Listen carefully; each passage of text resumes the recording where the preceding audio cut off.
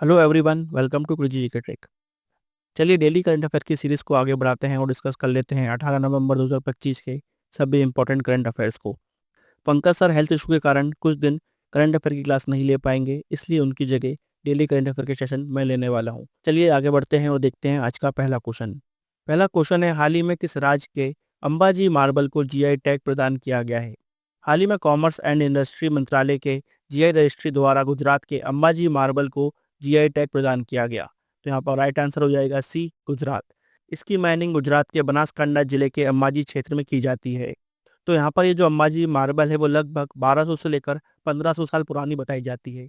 ये उस समय का मार्बल है जिस समय माउंट आबू के दिलवारा जैन टेम्पल्स का निर्माण हुआ था। अंबाजी मार्बल का उपयोग Miami, Los Angeles, Boston, New Zealand और इंग्लैंड के कई मंदिरों में किया गया है। अंबाजी मार्बल में सिलिकॉन ऑक्साइड, कैल्शियम ऑक्साइड जैसे तत्व पाए जाते हैं जो इसको और मजबूत और चमकदार बनाते हैं। जीआई टैग के बारे में फ्रेंड्स आप सबको बताइए, ये एक तरह का पहचान प्रमाण पत्र होता है जो ऐसे प्रोडक्ट्स उत्पादनों को दिया जाता है जिनकी खासियत, गुणवत्ता, स्वाद या पहचान किसी खास जगह से जुड़ी रही हो, जैसे कि बनारसी साड़ी यूपी से, मैसूर सैंडल सोप कर्नाटका, नागपुर संतरा महाराष्ट्र से। भारत ने geographical indication of goods registration and production act 1999 बनाया था, लेकिन इसे 15 सितंबर 2003 में लागू किया गया। भारत का पहला जीआई टैग 2004-2005 में दिया गया था और ये दार्जिलिंग टी था। यहाँ से हमको पहले काफी बार क्वेश्चन देखने को भी मिला है। जीआई टैग इशू कौन करता है? तो GI tag geographical indication registry द्वारा दिया जाता है। ये चेन्नई में स्थित है। ये फ्रेंड्स वाणिज्य एवं उद्योग मंत्रालय यानी कि मिनिस्ट्री ऑफ कॉमर्स और इंडस्ट्री के अंतर्गत काम करती है। चलिए देख लेते हैं 2025 में दिए गए कुछ इंपॉर्टेंट जीआई टैग। तंजावुर के कुमकोटम पान के पत्ते, कन्याकुमारी की तोलवरी फूलों की माला, केरल से कन्नाडपया, तेलंगाना से चाप्टा मिर्च, गुजरात से अमलसास सपोटा और गुजरात से ही सौदागरी ब्लॉक प्रिंट। चलिए थोड़ी बात गुजरात की भी कर लेते हैं। गुजरात की राजधानी है गांधीनगर। फिलहाल यहाँ के चीफ मिनिस्टर हैं भूपेंद्र पटेल, यहाँ के गवर्नर हैं आचार्य देवव्रत। यहाँ पर कुछ इंपॉर्टेंट यूनेस्को साइट्स भी देखने को मिलती है, जैसे कि रानी की वाव, चंपानेर पावागढ़ आर्कियोलॉजिकल पार्क, धोलावीरा। तो यहाँ पर हमने डिस्कस किया गुजरात के अंबाजी मार्बल्स को जिनको जीआई टैग दिया गया है। आइए देखते हैं next question. World boxing cup का आयोजन किस देश के द्वारा किया जा रहा है? तो फ्रेंड्स वर्ल्ड बॉक्सिंग कप के जो फाइनल्स हैं उनका आयोजन हमको इंडिया में देखने को मिलता है। भारत की महिला बॉक्सर प्रीति पवार ने वर्ल्ड बॉक्सिंग कप के फाइनल में अच्छी शुरुआत करी और अपने पहले मुकाबले में उज्बेकिस्तान की नगीना उक्तमोवा को 5-0 से हराया। प्रीति पवार भारत की ओर से 54 केजी कैटेगरी में खेलती हैं।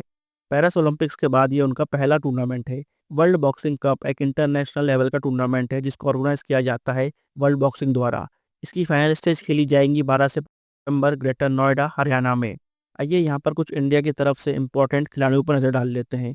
मीनाक्षी जो कि 48 केजी में इंडिया को रिप्रेजेंट कर रही हैं और इन्होंने भी अपना पहला मुकाबला जीत लिया है। प्रीति की हमने बात करी ली। इसके बाद फ्रेंड्स अंकुर 80 केजी कैटेगरी में खेलेंगे। नरेंद्र यहाँ पर 90 केजी कैटेगरी में खेलेंगे। वर्ल्ड बॉक्सिंग की बात करें तो वर्ल्ड बॉक्सिंग की स्थापना 2023 में की गई थी। ये आईबीए की जगह एक नई और निष्पक्ष बॉक्सिंग संस्था के रूप में बनाई गई है। वर्ल्ड बॉक्सिंग में इस समय 30 से ज्यादा देश शामिल हो चुके हैं। चलिए आगे बढ़ते हैं और देखते हैं थर्ड क्वेश्चन। डिजिटल व्यक्तिगत डेटा संरक्षण नियम 2025 को किस मंत्रालय ने अनुसूचित किया है? Which ministry notified the digital personal data protection rules 2025? इन रूल्स को नोटिफाई किया गया है ministry of electronics and information technology द्वारा। Right answer ministry of electronics and information technology. Ministry of electronics और इंफॉर्मेशन टेक्नोलॉजी भारत में डिजिटल कानूनों, internet governance और डेटा सुरक्षा के लिए एक नोडल मिनिस्ट्री है। हाल ही में इस मंत्रालय ने digital personal data protection act 2023 के तहत इन नियमों को अनुसूचित किया है यानी कि नोटिफाई किया है। ये जो एक्ट है वो पास हुआ था 2023 में, मगर इससे रिलेटेड जो रूल्स हैं वो सामने नहीं आए थे और अब ये रूल्स सामने आ गए हैं, जिसके बाद ये जो एक्ट है वो भी लागू हो जाएगा। इन रूल्स का बेसिक ऑब्जेक्टिव यहाँ पर ये रहेगा, ऐसी कंपनियां जिनको यहाँ पर डेटा फिड्यूशरीज बोला गया है, जो बेसिकली यहाँ पर अपने कस्टमर्स का, क्लाइंट्स का या फिर आम लोगों का डाटा कलेक्ट करती हैं, वो जो आम जनता का ये डेटा है उसको कैसे इस्तेमाल करेंगी उसको लेकर यहाँ पर ये रूल्स बनाए गए हैं। यहाँ पर डेटा प्रोटेक्शन बोर्ड भी बनाया गया है। इन नियमों के तहत एक डेटा प्रोटेक्शन बोर्ड का गठन किया गया है जिसकी साफ तौर पर ये जिम्मेदारी रहेगी कि ये कंपनियां इन नियमों का पालन करें। इन रूल्स का एक ही मकसद है कि सिटीजन्स की प्राइवेसी को सेफ रखना और डिजिटल इकोनॉमी में भरोसा बढ़ाना। तो बहुत ही इंपॉर्टेंट एक्ट है, यहाँ से आपको क्वेश्चन देखने को मिल सकता है। चलिए आगे बढ़ते हैं और देखते हैं फोर्थ क्वेश्चन। हाल ही में अपनाया गया बेलम एक्शन प्लान्स निम्नलिखित में से किस उद्देश्य के लिए है? बहुत ही इंपॉर्टेंट क्वेश्चन है, इसको ध्यान से देखिएगा। यहाँ पर हाल ही में हम देखते हैं कि COP30 समिट हो रही थी ब्राजील के बेलम में। वहाँ पर एक इंपॉर्टेंट एक्शन प्लान को अपनाया गया है, इसको बोला जा रहा है बेलम एक्शन प्लान। इसको अपनाया गया है जलवायु परिवर्तन के लिए, स्वास्थ्य क्षेत्र का अनुकूलन करने के लिए, adaptation of health sector to climate change. यानी कि जिस तरह से क्लाइमेट चेंज हो रहा है उस तरह से हमारा हेल्थ सेक्टर भी अपने आप को अडॉप्ट करे, चेंज करे, उसके लिए जो एक्शन प्लान होना चाहिए उसी के बारे में बात करेगा बेलेम एक्शन प्लान। ये दुनिया का पहला ऐसा एक्शन प्लान होने वाला है जो विशेष रूप से हेल्थ और क्लाइमेट चेंज के जुड़ाव को देखता है। बेसिकली यहाँ पर इसका मुख्य काम ये रहेगा कि देशों में हेल्थ सिस्टम को इतना मजबूत किया जाए कि वो जलवायु परिवर्तन से होने वाली बीमारियों का सामना कर सकें। यह प्लान ब्राजील और WHO ने मिलकर तैयार किया है। ये 3 चीज़ों पर मेजर फोकस करेगा। पहला है सर्विलेंस, जहाँ पर बीमारियों पर नज़र रखी जाएगी। फिर रेजिलियंस, यहाँ पर अस्पताल और स्वास्थ्य सेवाओं को जलवायु आपदाओं के लिए तैयार किया जाएगा। फिर इक्विटी, गरीब और कमजोर वर्गों को यहाँ पर स्वास्थ्य सुरक्षा देने पर ये फोकस करेगा। तो इसके 3 फोकस एरिया हैं, सर्विलेंस, रेजिलियंस और इक्विटी। इसके अलावा भी COP30 में काफ़ी इनिशिएटिव्स लिए गए हैं, आइए उनको भी देख लेते हैं। COP30 में ही सिस्टमैटिक ऑब्जर्वेशन इम्पैक्ट बॉन्ड, दुनिया का पहला impact bond on weather and climate change, हाल ही में कंट्रीब्यूशन के लिए ओपन किया गया है। Integrated forum on climate change and trade, ये भी COP30 में लॉन्च किया गया। इस समिट में क्लाइमेट इन्वेस्टमेंट फंड के अराइज प्रोग्राम की भी शुरुआत की गई। COP30 में ही फूड वेस्ट ब्रेक थ्रू को भी लॉन्च किया गया। तो ये सब इनिशिएटिव्स हैं जो COP30 में लॉन्च किए गए हैं। बहुत ही इंपॉर्टेंट समिट होती है क्लाइमेट चेंज से संबंधित, जो हमको देखने को मिलती है, जो इस साल ऑर्गेनाइज कराई गई बेलेम ब्राजील में। चलिए आगे बढ़ते हैं और डिस्कस करते हैं आज का ऑफर ऑफ द डे। आज आपको ऑफर ऑफ द डे में देखने को मिलेगा IPS और IS बनने के लिए फाउंडेशन बैच RM 2.0। इस बैच के अंदर GS फाउंडेशन का कंप्लीट सोल्यूशन आपको मिलता है। यहाँ पर स्पेशल फोकस किया गया है आंसर राइटिंग में। यहाँ पर बदलते हुए समय के साथ स्टडी प्लान भी बदलता है, इसलिए AI का कैसे इस्तेमाल किया जाए आपकी स्टडीज़ में, उस पर भी फोकस किया जाता है। यहाँ पर आपको पर्सनलाइज स्टडी प्लान मिलता है, सेशंस मिलते हैं और इंडिविजुअल मेंटरशिप दी जाती है। इस बैच के अंदर सभी GS के सब्जेक्ट्स कवर कराए जाते हैं। UPSC और PCS एग्जाम्स के लिए बहुत ही इंपॉर्टेंट ये बैच होता है, जहाँ पर प्री और मेंस दोनों की तैयारी कराई जाती है। ये बैच आपको बहुत ही स्पेशल प्राइस सिर्फ 1490 में अवेलेबल हो सकता है, तो उसको एक बार जरूर चेकआउट करें। जो लोग भी यहाँ पर सिविल सर्विसेज में एंटर करना चाहते हैं, उसके फाउंडेशन की तैयारी करना चाहते हैं, उनके लिए ये बहुत ही इंपॉर्टेंट बैच होने वाला है। चलिए आगे बढ़ते हैं और देखते हैं नेक्स्ट क्वेश्चन। फिफ्थ क्वेश्चन है, भारत का पहला स्वदेशी हाई प्रिसीजन डायोड लेजर किसने विकसित किया है? यहाँ पर राइट आंसर है बी, प्रिनिष्क private limited. Right answer B, प्रिनिष्क प्राइवेट लिमिटेड ने भारत का पहला स्वदेशी हाई प्रिसीजन डायोड लेजर विकसित किया है। ये एक डीप टेक स्टार्टअप है जो IIT दिल्ली से निकला है। इसे केंद्रीय विज्ञान और प्रौद्योगिकी मंत्री डॉक्टर जितेंद्र सिंह ने ESTIC 2025 कॉन्क्लेव में लॉन्च किया। बेसिकली ये laser quantum communication, optical computing जैसी भविष्य की तकनीकों के लिए बहुत ज़रूरी है। अब तक भारत ऐसे हाई एंड लेजर्स के लिए इंपोर्ट पर निर्भर था। भारत सरकार ने नेशनल क्वांटम मिशन लॉन्च किया था। इस प्रोजेक्ट को भारत सरकार के इसी मिशन के तहत सपोर्ट मिला है। ये लेज़र कॉम्पैक्ट है, सस्ता है और इसे प्लग एंड प्ले डिज़ाइन की तरह इस्तेमाल किया जा सकता है, जो लैब्स और इंडस्ट्री दोनों के लिए ही फायदेमंद रहेगा। भारत सरकार ने नेशनल क्वांटम मिशन 2023 में लॉन्च किया था और इसका कुल बजट है 6000 करोड़ आने वाले 8 सालों के लिए। इस पॉइंट को भी नोट करिएगा। चलिए आगे बढ़ते हैं और देखते हैं नेक्स्ट क्वेश्चन। सिक्स्थ क्वेश्चन है, भारत का पहला जनजातीय खेल सम्मेलन कहाँ आयोजित किया गया? भारत का पहला जनजातीय खेल सम्मेलन हमको लद्दाख में देखने को मिलता है। Right answer C, Ladakh. इस सम्मेलन को शाही केंद्र कारगिल ने और KGB ने आयोजित किया। लद्दाख विश्वविद्यालय के जनजातीय अनुसंधान संस्थान ने केंद्रीय जनजातीय मामलों के मंत्रालय के साथ मिलकर इस कार्यक्रम का आयोजन किया है। इसमें लद्दाख भर से 200 से अधिक जनजातीय एथलीट्स ने भाग लिया। उन्होंने ताइक्वांडो, मुक्केबाजी और खो खो स्पर्धाओं में भाग लिया। इसमें बेस्ट बॉक्सर रहे सुजात अली और कुलसुम, बेस्ट ताइक्वांडो प्लेयर रहे हसीना बानो और तजमुल हुसैन। लद्दाख की बात करें तो फ्रेंड्स, ये एक यूनियन टेरिटरी है। इसका गठन 31 अक्टूबर 2019 को किया गया था। समर्स में इसकी राजधानी लेह होती है और विंटर में कारगिल। फिलहाल इसके लेफ्टिनेंट गवर्नर हैं कविंदर गुप्ता।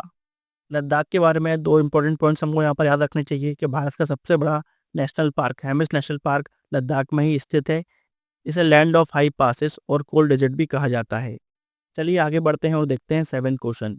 सेवेंथ क्वेश्चन है, रोलिन फेस्टिवल भारत के किस राज्य में मनाया जाता है? यह फेस्टिवल हिमाचल प्रदेश में मनाया जाता है। तो राइट आंसर हो जाएगा बी, हिमाचल प्रदेश। रोलिन एक 5000 साल पुराना किन्नौर का पारंपरिक पर्व है जो हिमाचल प्रदेश के किन्नौर में मनाया जाता है। इसे सोनी नामक पर्वत की परियों और आत्माओं के सम्मान में आयोजित किया जाता है। ये त्योहार मानव प्रकृति परंपरा आस्था के बीच में एक सेतु का काम करता है। इसमें रोला और रुलैन होते हैं। रोला बेसिकली दूल्हा होता है और रुलैन दुल्हन होती है, जो कि मास्क और चमकीले कपड़े, फूल, ऊनी वस्त्र पहनते हैं और ये इस त्योहार में लोगों को आशीर्वाद देते हैं। इसके अलावा हिमाचल प्रदेश में मिसार मेला और लोसर फेस्टिवल भी मनाया जाता है।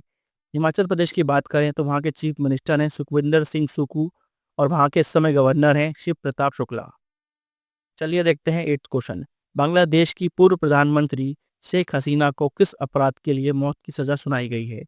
तो फ्रेंड्स, रिसेंटली हम देखते हैं कि फॉर्मर बांग्लादेश की प्राइम मिनिस्टर शेख हसीना को क्राइम्स अगेंस्ट ह्यूमैनिटी के लिए फांसी की सजा सुनाई गई है। तो राइट आंसर हो जाएगा बी, क्राइम्स अगेंस्ट ह्यूमैनिटी। हाल ही में बांग्लादेश के इंटरनेशनल क्राइम्स ट्राइब्यूनल CIT-1 ने उन्हें क्राइम्स अगेंस्ट ह्यूमैनिटी का दोषी पाया और उन्हें मौत की सजा सुनाई। शेख हसीना पर क्या आरोप थे, आइए उनको देख लेते हैं। 2024 में जो छात्र आंदोलन हुआ था उसमें हिंसा और बड़े पैमाने पर मौतें हुई। अपोजिशन लीडर्स पर गिरफ्तारी, टॉर्चर और फॉल्स केसेस का आरोप है। नागरिकों के मूल अधिकारों का दमन हुआ, मीडिया पर प्रतिबंध लगाए गए, इंटरनेट शटडाउन हुआ, प्रदर्शन रोकने के लिए बल का प्रयोग किया, प्रेस और ह्यूमन राइट्स कार्यकर्ताओं को धमकाया गया। इन सभी आरोपों के तहत यहाँ पर शेख हसीना को यह सजा सुनाई गई है। शेख हसीना बांग्लादेश के संस्थापक शेख मुजीबुर रहमान की बेटी हैं। 1996 में अवामी लीग पार्टी का प्रतिनिधित्व करते हुए उन्होंने पहली बार बांग्लादेश के प्रधानमंत्री की शपथ ली थी। इस समय वो बांग्लादेश से छोड़ चुकी हैं और भारत में पॉलिटिकल असाइलम ले चुकी हैं।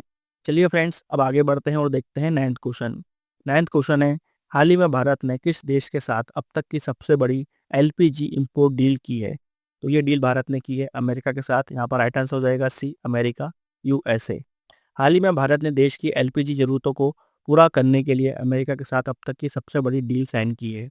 इसके तहत भारत की सरकारी तेल कंपनियां IOCL, BPCL, HPCL ने अमेरिका की गल्फ कोस्ट के साथ 1 साल का अनुबंध यानी कि 2026 के लिए अनुबंध साइन किया है। इसके तहत भारत 2.2 मिलियन टन प्रति वर्ष LPG अमेरिका की गल्फ कोस्ट से खरीदेगा, जो भारत के पूरे साल की LPG जरूरत का 10% है। इस समझौते की वजह से भारत की ऊर्जा सुरक्षा मजबूत होगी और LPG की कीमतें स्थिर रहेंगी। भारत अपनी LPG जरूरत का कुल 60% इम्पोर्ट करता है और ये इम्पोर्ट खाड़ी देशों जैसे कि सऊदी अरेबिया, UAE और कतर, कुवैत से किया जाता है। तो यहाँ पर भारत की जो निर्भरता है इन देशों पर कम भी होगी, LPG की प्राइसेस स्टेबल होंगी और यहाँ पर एक नया स्टेबल ऑप्शन मिलेगा जो कि भारत और USA रिलेशंस के लिए भी काफ़ी इंपॉर्टेंट है। चलिए आगे बढ़ते हैं और देखते हैं आज का लास्ट क्वेश्चन। 10th क्वेश्चन है, ई जागृति प्लेटफॉर्म का संबंध किस क्षेत्र या विषय से है? तो फ्रेंड्स, इसका संबंध है कंज्यूमर ग्रीवियंस रिड्रेसल से। तो राइट आंसर हो जाएगा ए, उपभोक्ता शिकायत निवारण। ई जागृति उपभोक्ता मामलों के विभाग, डिपार्टमेंट ऑफ कंज्यूमर अफेयर्स का एक डिजिटल प्लेटफॉर्म है जहां पर देश के उपभोक्ता और विदेश में रहने वाले NRI ऑनलाइन शिकायत दर्ज कर सकते हैं और बिना कोर्ट जाए समाधान पा सकते हैं। इसको लॉन्च किया गया था 1 जनवरी 2025 में। अब तक इसको 2,75,000 लोग यूज़ कर चुके हैं, जिसमें 1,388 NRI शामिल हैं। इस वर्ष इसमें कुल मिलाकर 1,30,550 केस दाखिल हुए, जिनमें 1,27,000 केस निपटाए भी गए। इसमें OTP आधारित आसान रजिस्ट्रेशन होता है, वर्चुअली ऑनलाइन सुनवाई होती है, रियल टाइम केस ट्रैकिंग जैसी सुविधाएं भी इस पोर्टल में दी गई हैं। हाईएस्ट नंबर ऑफ केसेस हमको गुजरात से देखने को मिलते हैं, उसके बाद उत्तर प्रदेश, फिर महाराष्ट्र। तो फ्रेंड्स, यहाँ पर हमने डेली करंट अफेयर को डिस्कस कर लिया है। अब समय है रिवीजन का, तो आइए 17 नवंबर के करंट अफेयर्स को रिवाइज कर लेते हैं। पहला क्वेश्चन था, ग्लोबल एनर्जी लीडर्स समिट 2025 का आयोजन कहाँ किया जाएगा? तो फ्रेंड्स, इनका आयोजन किया जाएगा पूरी उड़ीसा में। सेकंड क्वेश्चन, डिफेंस मिनिस्ट्री ने इनवर एंटी टैंक मिसाइल्स के लिए 2095 करोड़ की डील किस संस्था के साथ की है? तो फ्रेंड्स, ये डील की गई है भारत डायनामिक्स लिमिटेड के साथ। थर्ड क्वेश्चन था, इंटरनेशनल डे फॉर टॉलरेंस हर साल कब मनाया जाता है? तो ये मनाया जाता है 16 नवंबर को। Fourth question, 2025 women's FIH hockey junior world cup का आयोजन किस देश के द्वारा किया जाएगा? तो ये किया जाएगा चिली द्वारा। फिफ्थ क्वेश्चन, COP30 समिट में अराइज कार्यक्रम किसके द्वारा लॉन्च किया जाएगा? तो ये लॉन्च किया जाएगा क्लाइमेट इन्वेस्टमेंट फंड के द्वारा। सिक्स्थ क्वेश्चन, भारतीय रेलवे ने मालगाड़ी सुरक्षा के लिए किस सिस्टम को स्थापित करने का निर्णय लिया है? तो फ्रेंड्स, यहाँ पर हमको दृष्टि सिस्टम देखने को मिलेगा भारत की मालगाड़ियों में। सेवेंथ क्वेश्चन, चर्चित पन्ना डायमंड किस राज्य से संबंधित है?